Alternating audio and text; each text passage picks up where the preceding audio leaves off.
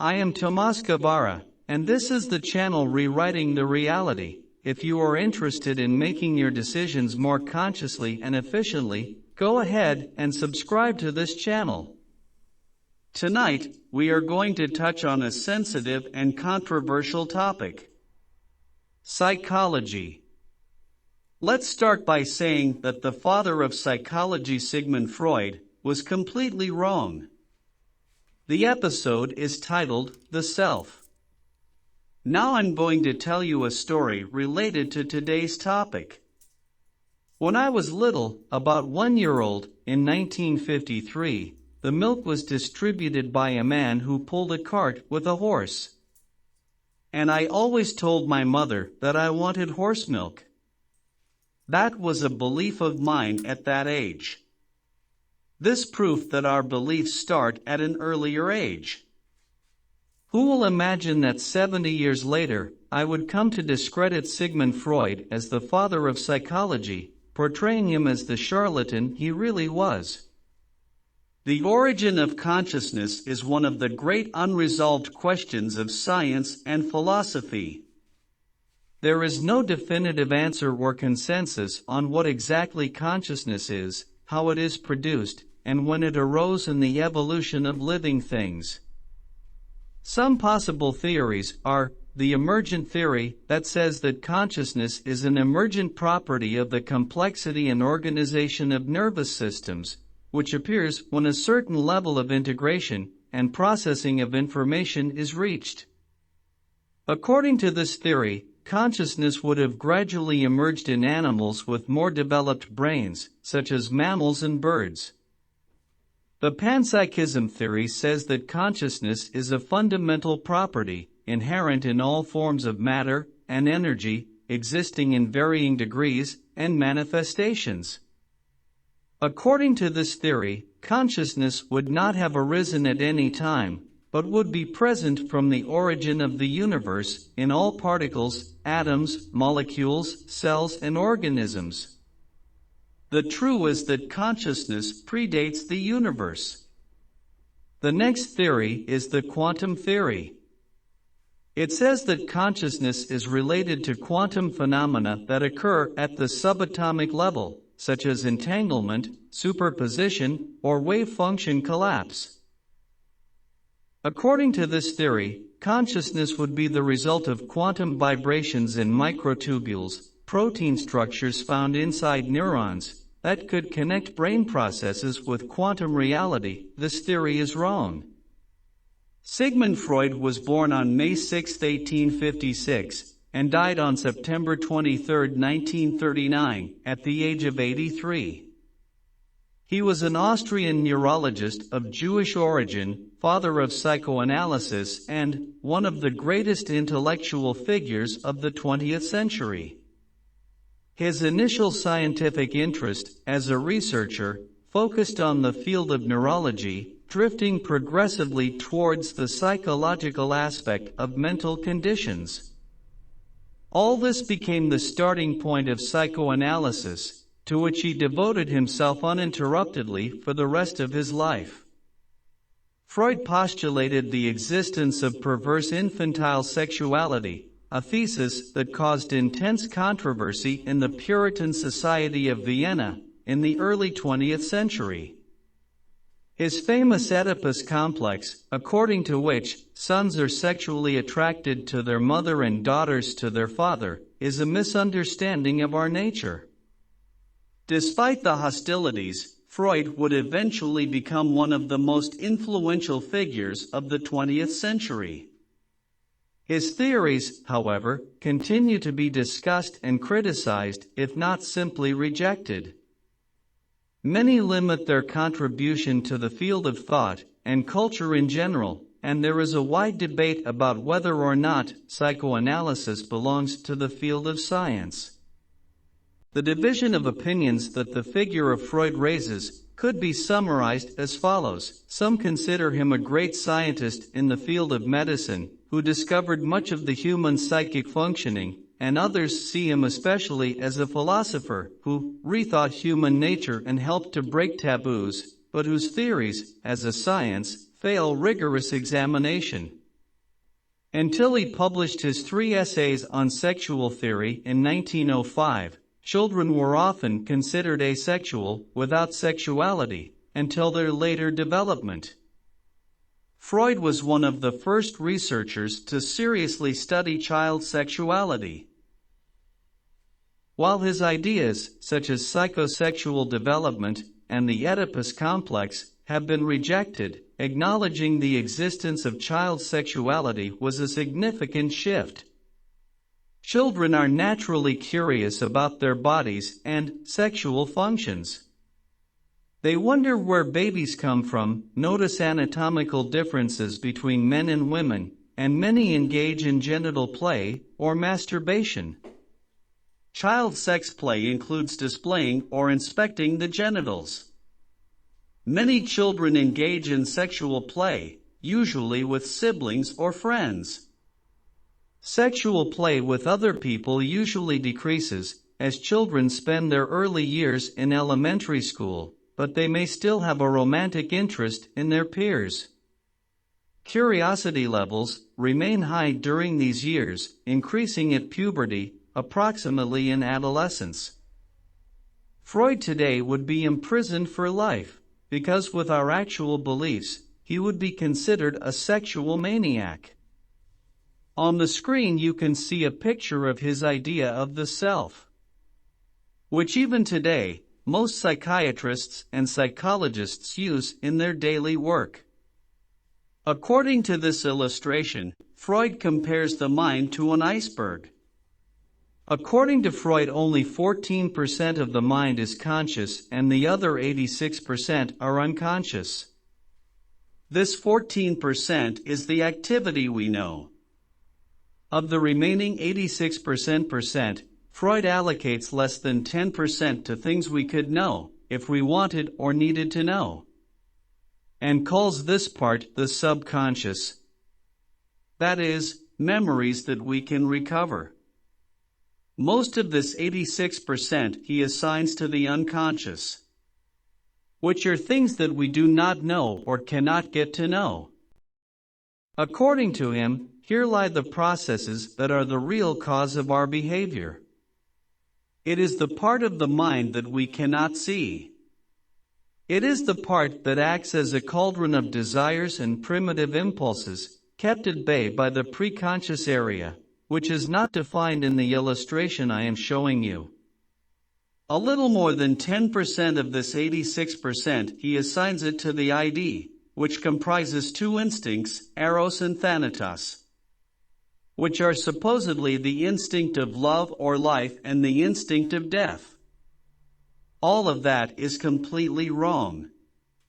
What is important to recognize for the moment is that the mind does not reside in the brain, nor does the consciousness arise from the brain, but permeates our entire body. The second thing is that the brain is just an organ that we use to analyze and that literally cannot be called exclusively our thinking tool. Proof of this is that people who have suffered serious accidents or during surgical operations see themselves outside the body and continue to think, even if their brain is not working. Another revolutionary idea that we must accept now is that nothing is unconscious. Everything is conscious. Atoms are aware that they are part of a human, or of an object, plant, or organ. This is most evident from a scientific point of view when brain activations pass from one cerebral hemisphere to the other as a result of damage to one of the hemispheres. We do not analyze our vital bodily functions. We do not think about breathing, or that our heart should beat. All these functions are performed by the subjective self, or inner self, giving instructions to the brain. That is, our brain is the CPU and our subjective self or inner self is the software. On rare occasions, when we are hungry or thirsty, we discuss what we should eat or drink based on our beliefs. For example, if we are vegetarians, or if we are alcoholics, we are going to say sometime like this: I am a vegetarian. Eating meat causes cancer. Drinking liquor harms me and can destroy my life. I better drink water because water is life. These are all beliefs. But we create reality based on beliefs. The mind is the I, the self, and of course our essence. For explanatory purposes, we can divide the mind into two elements, the objective self and the subjective self, both working in harmony. The objective self is the one that deals with our daily life and analyzes everything using the brain. It is almost like thinking, and we literally call it thinking, except that the brain interprets based on our beliefs. And that is the way it analyzes everything. And often gets us into trouble when our point of view is antagonistic. Many times, we do not know what to do or how to proceed. Let me tell you a story about our beliefs. My wife, at the time, and I went to watch our youngest daughter Paula play soccer. That was in 1996 or 1997. After the game, we went to a restaurant to eat and have a drink. Then the players started arriving, after having bathed and changed their uniforms. In front of us was a gentleman in his 50s, older than me. Paula came in with her friend and pal, and her friend sat down with the old man in his 50s. My wife made eye contact with the 50-year-old man and told him, "Your daughter plays very well," and he replied, "Is not my daughter, it is my wife." I assumed that she must be 18 years old, but even so this man was more than 30 years older than her. So the belief could not be other that it was his daughter. It was a comical and embarrassing situation for everyone, and then we all fell silent. Let's continue. The self can also be divided into probable and alternate selves, which we will analyze in another episode. Let's continue with the subjective self. This self is what many people call intuition, or inner voice, or that God spoke to them or is speaking to them. Of course, the voices could come from other focuses, or from other essence, since there is no separation in the universal consciousness.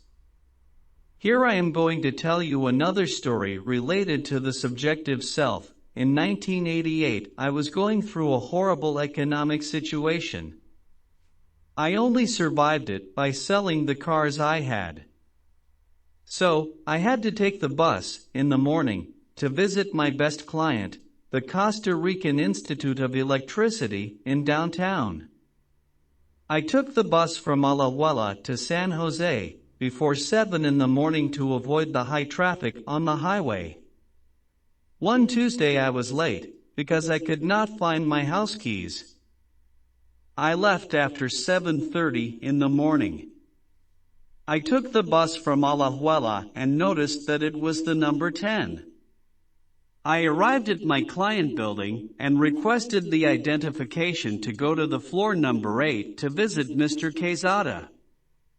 The receptionist pointed out that Mr. Quezada was now on the 10th floor. When I left the meeting, I took the elevator. When the door opened, I saw on the floor a bill of 10,000 colones. Nobody was in the elevator and nobody else entered the elevator. So, 3 times the number 10 appeared to me. Because I do not believe in coincidences, I decided to play this number in the lottery for that day, which we call chances. I bought the number 10, and that day the number 10 came out as the winner. I won approximately $50 at that time, which alleviated my economic situation for a couple of days. This is what is called intuition, something that every one of us always experiences, although not necessarily every day. I am sure something similar has happened to you. Sometimes through newspapers or television, we learn about a bus, train, or plane accident. Then come the stories of people who, at the last moment, decided not to travel, and were not killed or injured. The decision they made at that time avoided the consequences of the accident. Here is another action of the inner self. You decided to not participate in this accident, and the inner self took care of it. The inner self disappeared something, your passport, your keys, or agreed on a subjective level with another person or family to call you and report it sick. The inner self knows everything, and we think we can't access it when we want to. That is another belief, and as such it becomes a reality. It was what Freud thought and what everyone thought. What we do not know, until now, is that we can access it whenever we want. We can access it also under hypnosis. Situations that we will see in another episode, in which we will analyze famous books about past life therapy. I have another story that might interest you, and it shows the power of the subjective self. One Saturday in the year 2000, I woke up late, about 8 in the morning. I took a shower, took my car to go to a well-known place that was located in front of the old Hotel San Jose Palacio. Supposedly we were going to meet there to go play soccer in Guaples. A game against the veterans of Guaples. I was surprised not to see anyone. However, I bought a few energy drinks and some other things for the road. Then I left for Guaples. When I arrived, I did not find anyone, so I called my friend Johnny, who told me that the game was on Sunday, not Saturday. So, I had two options: stay or return to San Jose. I opted for the second and decided to rest about 15 minutes at the exit of Guaples. I parked the car on the right, on a strip of land beside the road, under the shadow of some trees. Before 10 minutes had passed, a highway policeman appeared. He asked me for the papers for the car, which were in the name of my company. I gave the papers to him, and he went to his patrol to verify that there was nothing pending or wrong with the car. He came back and told me everything was fine with the car. Then he asked for my driver's license, which I always have in my wallet. But I cannot find my wallet. It disappeared. The policeman helped me look for it inside the car, and it did not appear. So, I thought I had lost it. I gave him my full name and license number so he could radio again and verify the information. He came back about 5 minutes later, and he told me everything was fine, and handed me back the papers of the car. When I was going to store them in the glove compartment, I saw that the wallet was in the passenger seat. I took the wallet, took out the license, and gave it to the police officer, who, like me, was surprised at what had happened. Then he said goodbye. He told me not to stay there for long because I could be assaulted. All this took us about 20 or 25 minutes, and if the traffic policeman had not been present, maybe I would have been assaulted. This probability was not realized because my subjective self, that of course is me, disappeared the wallet.